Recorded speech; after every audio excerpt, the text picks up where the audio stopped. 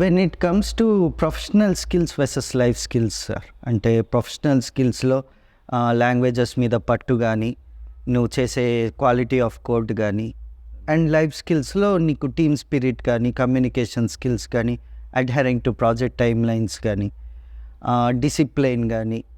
So వీటి రెండిట్లో what according to you is most important? ఒక ఎంప్లాయీకి ఏది ఉంటే హీ విల్ షైన్? ఒక ఎంప్లాయీకి రెండు ఉండాలి, ప్రొఫెషనల్ స్కిల్స్ ఉండాలి, లైఫ్ స్కిల్స్ కూడా ఈక్వలెంట్గా ఉండాలి. ఓకే. ప్రొఫెషనల్ స్కిల్స్ అనేవి నువ్వు ఇంటి దగ్గర కూర్చొని పలుమార్లు ఆ కోడింగ్ అండ్ ప్రోగ్రామింగ్ని ప్రాక్టీస్ చేస్తే ఎన్హాన్స్ అవుతుంది.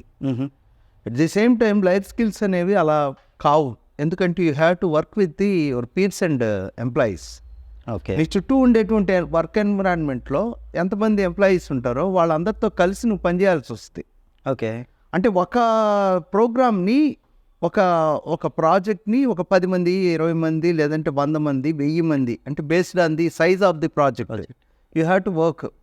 అలా వర్క్ చేసినప్పుడు you have to align with the other skills. Okay. అంటే అదర్స్ ఏ విధమైన స్కిల్స్ ఉన్నాయి ఆ స్కిల్స్ లెవెల్స్ని బట్టి నువ్వు కూడా అలైన్ అయ్యి పోతూ ఉండాల్సి వస్తుంది. ఓకే.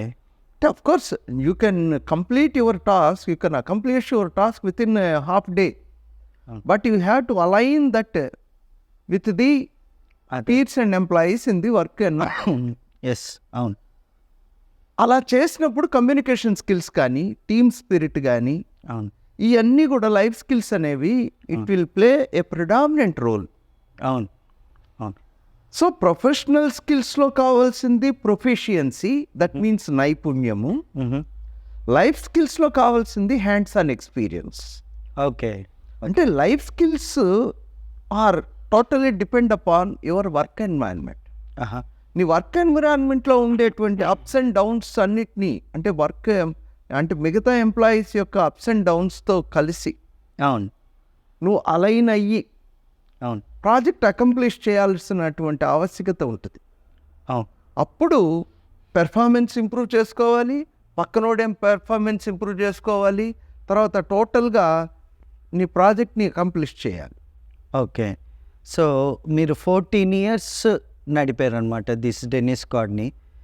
ఆపరేషన్స్ వైస్లో అంటే ఎట్లాంటి ఇష్యూస్ వచ్చాయి? మీటింగ్ డెడ్ లైన్స్ విషయానికి వస్తే deadline perspective from employees different from deadline perspective from management. ఎందుకంటే మేనేజ్మెంట్కి it is related to money, ఎంప్లాయీకి he might not take it so serious.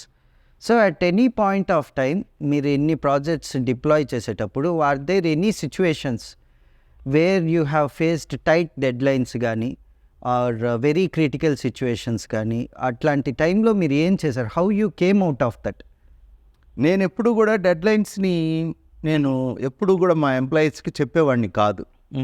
నేను స్పెషల్ డెడ్ లైన్స్ని నేను ఫ్రేమ్ చేసుకునేవాడిని. Okay. అంటే ఒక well ahead of the date నేను fix చేసుకునేవాడిని. అంటే నేను నెక్స్ట్ మంత్ 30th ఉందనుకోండి, ఈ నెల 30th నేను ఫిక్స్ చేసుకుంటా. Okay.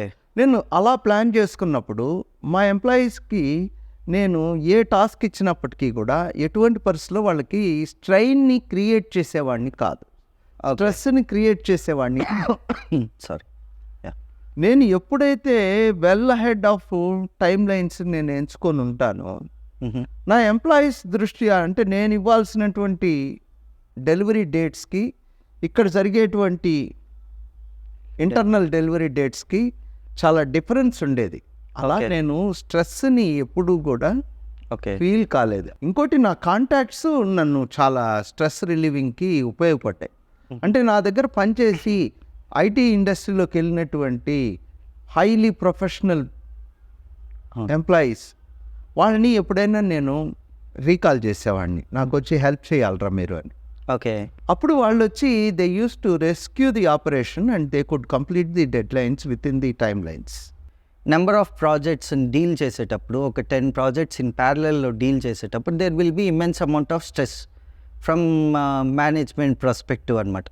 How do you use to cope up with స్ట్రెస్ని హ్యాండిల్ చేయాలంటే మేనేజ్మెంట్, నీ యొక్క వర్క్ మేనేజ్మెంట్ని చాలా జాగ్రత్తగా నువ్వు ప్లాన్ చేసుకుంటే ప్లానింగ్ చేసి ఆ ప్లానింగ్లోనే నీకు స్ట్రెస్ అనేది రాకుండా జాగ్రత్త పడవచ్చు. ఓకే. ఇంకోటి ఏంటంటే నాకు మనం ప్రాజెక్ట్ కంపెనీ పెట్టుకున్నాం, ఓన్గా చేస్తున్నాం. ఒకేసారి 10 మంది క్లయింట్స్ రారుగా. అవును. ఒక క్లయింటు 1వ తేదీ వస్తాడు, రెండో క్లయింటు 3వ తేదీ వస్తాడు. ఓకే. అట్లా ఒక్కొక్క ప్రాజెక్ట్కి వేరియేషన్స్ ఉంటాయి. ఓకే.